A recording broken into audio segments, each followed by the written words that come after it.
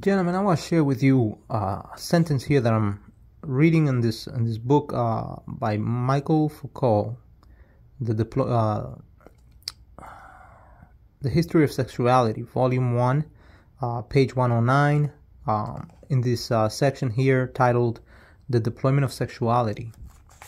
So I'm going to put the phone down a little bit so I can read. And it says here, if for more, actually, I want to give you a little bit of context first before I start reading. So he's talking about incest, and he's talking about the family as it used to be, and he's talking about mostly about the interplay between the interplay of power between in this particular section of the book between the family, what he calls an alliance, or the traditional family, which he calls an alliance, and relationships that emerged as a result of it, which he has termed sexuality. And so here I start reading. It says, if for more than a century the West has displayed such a strong interest in the prohibition of incest, if more or less by common accord it has been seen as a historical universal and one of the points through which every society is obliged to pass on the way to becoming a culture, perhaps this is because it was found to be a means of self-defense, not against an incestuous desire, but against the expansion and the implications of this deployment of sexuality, which had been set up, but which, among its many benefits, had the disadvantage of ignoring the laws and juridical forms of alliance. Okay, so that's the reading. Now I want to explain what he means by this, right? Or my understanding of what he means by this. He's saying that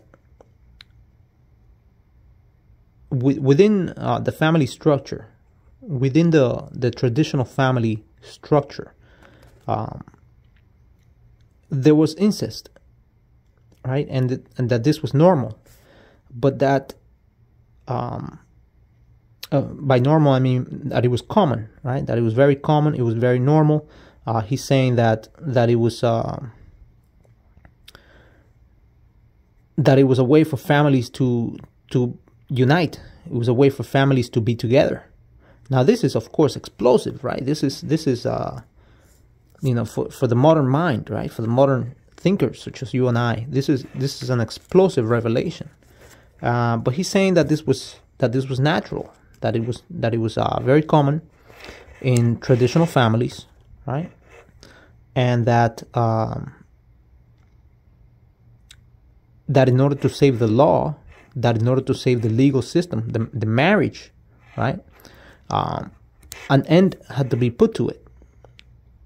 So in other words, we put the carriage before the horse, right? The marriage began to have more importance than the family, right? And the prohibition of incest was one of the ways in which this took place. Anyways, I just thought I'd share that with you. I found it to be quite interesting, and not something I thought that, you know, that was a norm.